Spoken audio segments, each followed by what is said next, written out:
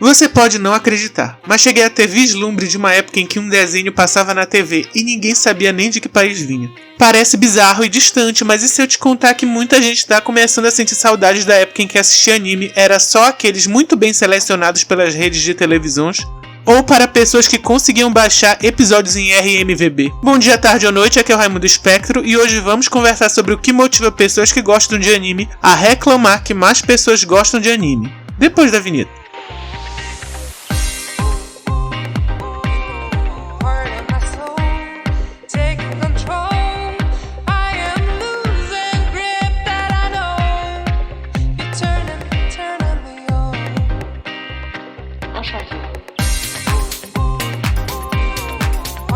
No último mês, a comunidade de fãs de anime, especificamente a dos Estados Unidos, não cansa de falar de um assunto bem específico.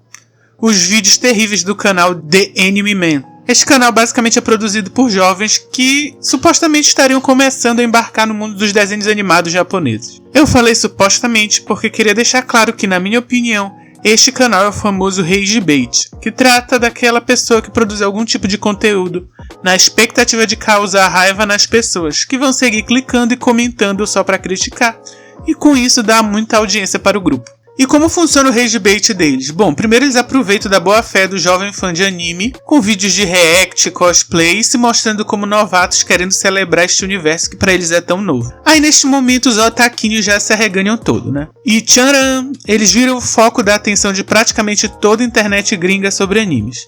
Apesar de ser o grande trunfo ser os conteúdos de visualização mais rápidos, como pessoas fazendo cosplay ou comentários sobre a abertura e músicas de alguns animes, além de algumas reações sobre os assuntos mais badalados do meio, é fazendo a análise de animes antigos que eles fizeram a má fama dele. Vamos dar alguns passos atrás e entender alguns conceitos que vivem sendo trazidos à tona nesta discussão e outros relacionados à cultura pop em geral. Primeiro, o conceito de turista, que é a principal acusação a que os anime men respondem, e é um termo usado para quem pouco assistiu animes na vida, mas age como se o fandom fosse seu e estivesse ali para agradar suas necessidades. Basicamente a gente resume com aquela expressão: acabou de chegar no ônibus e já quer sentar na janelinha. Outro conceito importante é o do gatekeeping, que seria a ideia de que quando você é muito fã de alguma coisa e quer de alguma forma evitar que as pessoas que são muito diferentes dos fãs comuns entrem no hobby e modifiquem toda a lógica por trás dele, cabe a você fazer alguma coisa. A verdade é que eu tenho grandes problemas com os dois conceitos. Turista é um termo absurdamente abrangente que sinceramente eu já não sei mais a quem se encaixa. É pra pessoa que só assistiu um anime na vida? Mas se for um daqueles malucos que só assistiu realmente um anime, mas leu o mangá, assistiu todos os filmes, tem tudo quanto é produto dele, fez até tese de universidade baseado nesse anime, e o que não falta são teses com animes como pano de fundo, acredite se quiser. Ele é turista? Quem só assiste anime pra menino é turista?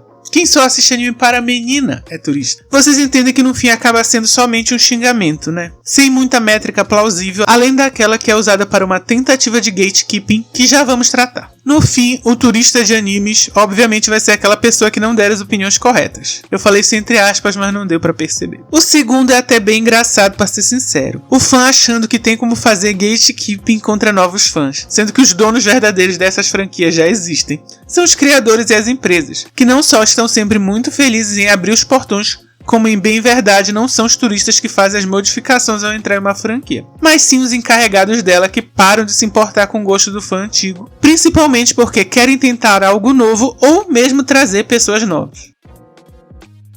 Muitos e muitos vídeos podem ser feitos sobre o avanço do Ocidente e diversas outras culturas estrangeiras sobre a produção de animes e mangás. Porém, aqui não vamos destacar quando essa quase simbiose começou, mas compreender desde já que desde que os animes começam a se aventurar além dos mares japoneses, temos em diversos graus algum tipo de modificação nas produções. Se usarmos somente o nosso Brasil Guaranil como exemplo, já dá para ilustrar bem os tipos de modificações que os importadores da época acharam necessárias. Desde o corte de cenas com violência extrema e nudez, passando por cigarros utilizados pelos personagens tendo que ser apagados, além da preocupação com personagens que apresentavam comportamento sexual diferente da norma. Também evitavam pessoas sendo ameaçadas por armas de fogo, torsos femininos em geral.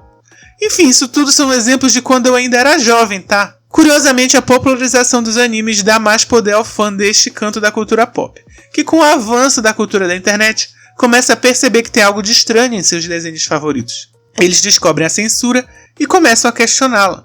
com animes, depois do tempo, tendo suas produções no ocidente refeitas para deixar mais próximos do original. Foi o que aconteceu com Inuyasha, por exemplo, em uma situação atual bem bizarra. É possível na Netflix ver uma versão com menos cortes e na Prime Video ver uma versão mais próxima do que veio pra cá quando a gente era criança. Aquela versão com algumas censuras, em especial de nudez. Este é um tema que acaba dando pano pra manga na comunidade, dividindo-a em dois grandes grupos. Aqueles que são puristas e preferem as modificações somente naquilo que for mais essencial, e os modernos que acham que existem diversas barreiras culturais entre o Japão e os outros países e que são necessárias adaptações para um bom proveito da arte. Há sempre um óbvio conflito entre esses dois grupos que sempre está carregado de discurso político e diversos tipos de acusações.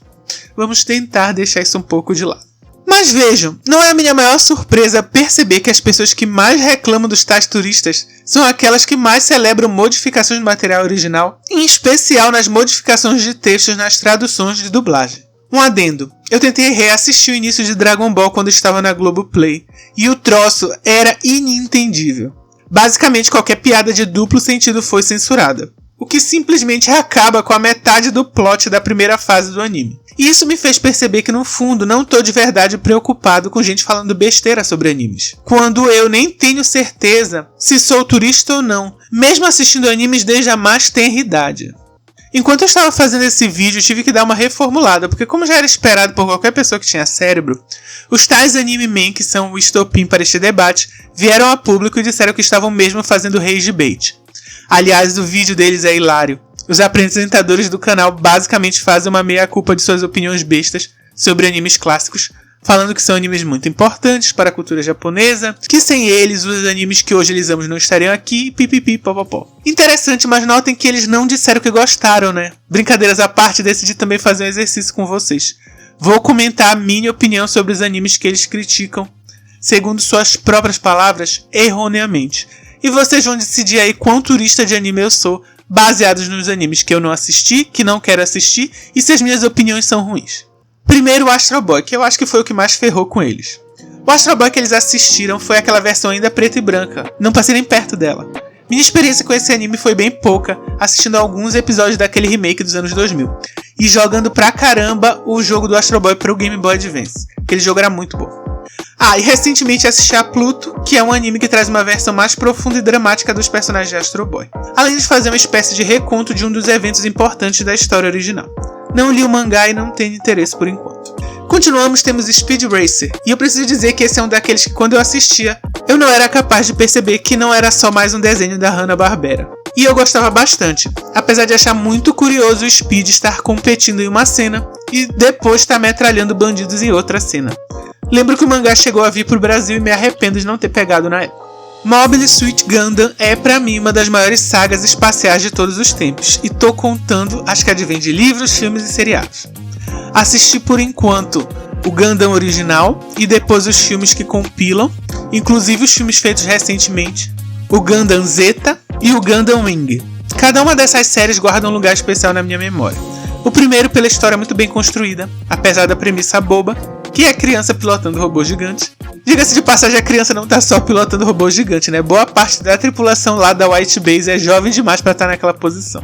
E pra mim o mais impressionante daquela série era como eu nunca sabia o que ia acontecer no episódio seguinte, e que rumos alguns dos personagens iriam tomar. Além de ser uma das poucas vezes em que uma história infantil foi capaz de verdadeiramente trazer um pouco da realidade da guerra e conseguir, neste mesmo ambiente, quebrar a dicotomia simplória de lado bom que só quer se defender e lado mal que só quer conquistar tudo. Esse tipo de narrativa nunca é simples de fazer. E é mais impressionante ainda isso sendo feito num anime que praticamente era só pra vender brinquedo. Zeta, pra mim, eleva isso em vários aspectos, principalmente por mostrar melhor o embate dentre diferentes facções presentes nos dois lados da guerra. E Gundam Wing, além de já ter tudo isso que eu falei das outras, tem uma das lutas mais legais da franquia. Bom, Doraemon, nunca vi nem meio episódio, não tenho interesse, mas bizarramente me falaram que esse anime chegou a vir pro Brasil com o nome de Super Gato. Se for fake news, ponham aqui nos comentários. Rosa de Versalhes é um dos animes da vida pra mim, e meu maior fracasso foi não ter conseguido acompanhar o mangá quando foi lançado no Brasil. Hoje em dia é quase impossível de achar esse primeiro volume. Obviamente que uma pessoa ter que se passar por homem sendo mulher e vice-versa não é necessariamente algo novo, mas a forma que a autora construiu a época foi: não é que as pessoas não soubessem que Lady Oscar nasceu mulher, é que a corte inteira aceitou vê-la cumprindo o papel que na época era necessariamente reservado a um homem. E a heroína não era uma mera vítima das circunstâncias. A cada episódio, Lady Oscar tinha que usar inteligência e conexões palacianas para resolver seus entreveros. O pano de fundo primoroso com a vida de Maria Antonieta dispensa apresentações. É um trabalho incrível da mangaka, que teve uma preocupação de trazer realidade histórica para uma aventura absurdamente fantasiosa. O anime estava todo no YouTube uns bons tempos atrás e foi lá que eu assisti. Evangelion é outro daqueles que realmente dispensam apresentações. Apesar da história parecer complexa por se desenvolver em várias camadas quase que de forma paralela, o espetáculo visual de algumas cenas de combate dos anjos e o peso emocional de diversos episódios que muitas vezes tratavam mais do cotidiano do Shinji do que da grande luta pela humanidade elevam a obra. Parando pra pensar, eu acho que eu assisti quase tudo que saiu de Evangelion. É um daqueles animes que muito do fanbase tá preocupada em explicar a história, quando eu acho que é mais sobre você entender os sentimentos dos personagens do que entender necessariamente o que está acontecendo com eles no momento que você está assistindo.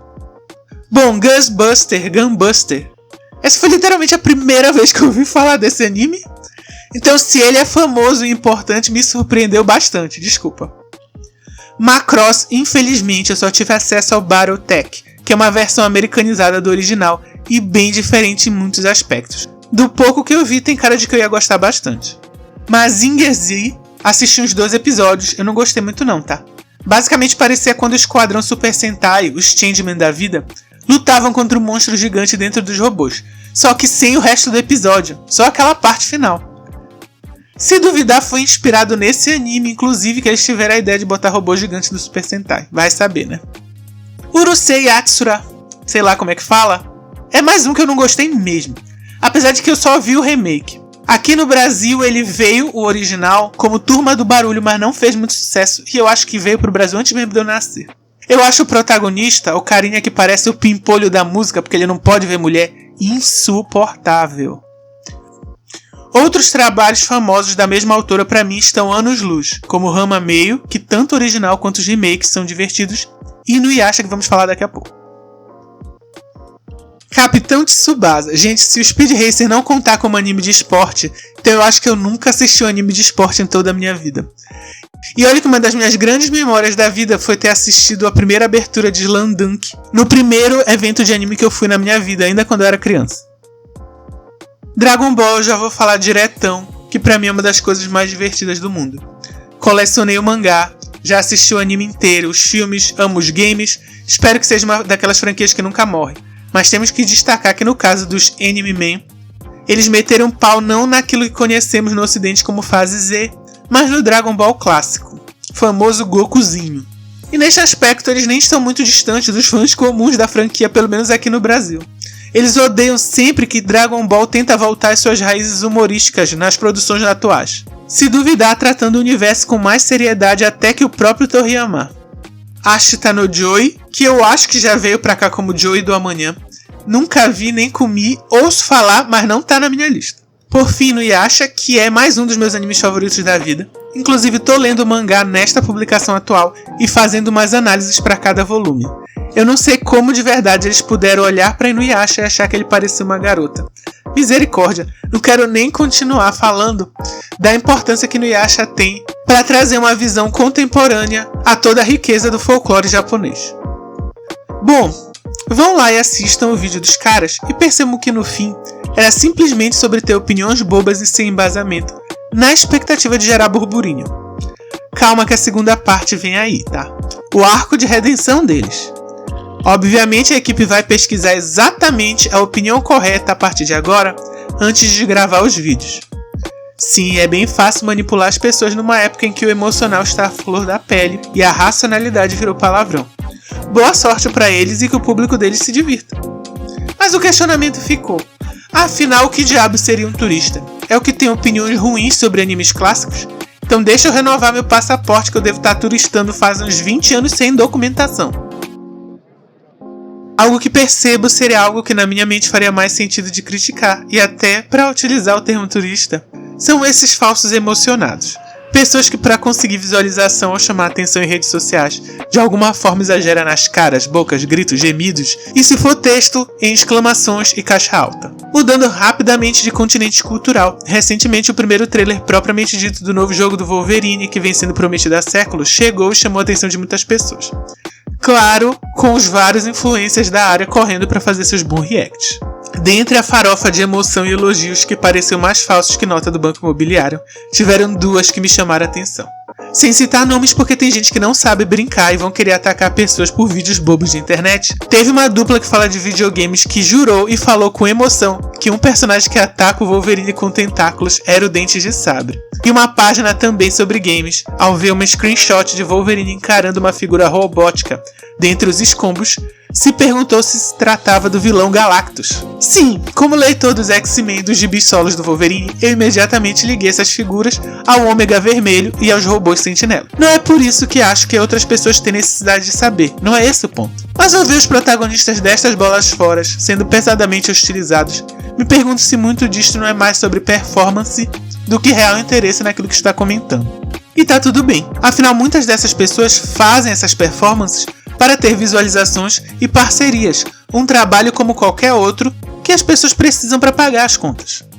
Portanto, é bem provável que os Anime Men, que derem seja a toda essa discussão, sejam assim também, tentando fazer conteúdos com bastante visualização o tempo todo e tendo que apelar. Não é um mercado fácil. E por falar em mercado, eu preciso dizer que me choca o fato de que as pessoas são tão preocupadas com os turistas da vida e seus sonhos molhados de gatekeeping, e não dou a mínima com os contínuos desrespeitos que as empresas de fora do Japão, e até muitas vezes os governos de fora do Japão, têm com as produções de lá.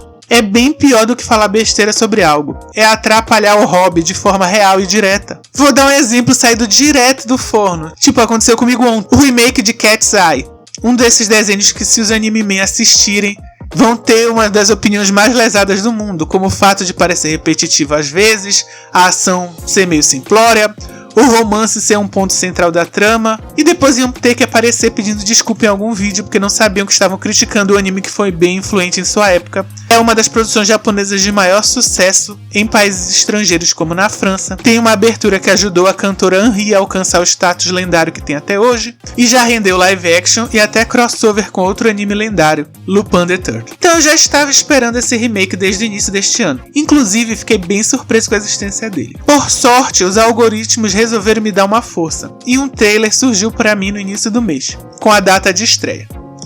Na noite da estreia resolvi dar uma olhada e ver se rolava o mesmo fenômeno de quando estreou Sandland no ano passado, lá na Disney Plus, e rolou mesmo. Tentei na página inicial do aplicativo no dia da estreia achar o anime sem pesquisar, e não consegui. Como vocês podem ver aí na tela, eu até reassisti um pouco de Sandland, para ver se isso afetava o algoritmo do aplicativo. Mas basicamente o único anime que me é recomendado é Bleach. Pra achar o reboot de Cat's Eye, tive que procurar aqui na lupa no dia da estreia. Nós sabemos muito bem que existe sim uma motivação comercial muito grande em tentar frear o interesse das pessoas em animes e mangás. Um desses é o quanto o público de homens de entre 12 e 18 anos parece capturado por essa mídia. E como conversamos no vídeo lá sobre as dificuldades da Colossal Disney em fidelizar este público, temos aí uma guerra fria ocorrendo bem embaixo de nossos narizes. É por isso que eu acho tão contraproducente toda essa lógica de gatekeeping. E xingar os coleguinhas de turistas, por mais que as pessoas expliquem que estão na melhor das intenções, não nos traz benefício algum. Nunca a cultura pop ocidental, esta desde boa parte do século passado, indiscutivelmente capitaneada pelos Estados Unidos da América, esteve tão ameaçada pela cultura de massa de outro local, com esse embate se dando em 3 pontos distintos. Não só com as produções japonesas, mas com as produções chinesas e sul-coreanas se aliando com o avanço das tecnologias. Já perderam dominância nos quadrinhos, já perdem terreno rapidamente nas animações e hoje lutam lançamento a lançamento na área dos videogames. Searas incontestáveis para essa cultura pop americana até a virada do milênio. É de se refletir. No fim, o gatekeeping de fã existe, mas é sobre opinião, não sobre a produção nem sobre o consumo, o que demonstra a debilidade de toda a situação. Basicamente, assista meio episódio de qualquer anime, tenha opinião certa sobre ele, E é bem provável que os otaquinhos achem que você gosta mais de anime do que alguém que assistiu a vida toda e, sei lá, acha que Cavaleiros do Zodíaco na verdade é um grande desenho e não acha que Lost Canva é melhor que o original. Enquanto isso, o que deveria estar preocupando quem gosta da mídia é o avanço de padrões estrangeiros sobre as produções japonesas, tanto no âmbito estético como no moral, que inevitavelmente vai afetar como as narrativas são originalmente produzidas. E pra você que acha as histórias japonesas bizarras, já parou pra pensar que o fato delas nos parecerem estranhas seja o que mais nos atrai nelas? Obrigado por você que assistiu até aqui. Por favor, considere se inscrever no canal, curtir o vídeo e comentar o que achou desta suposta celeuma. Até mais!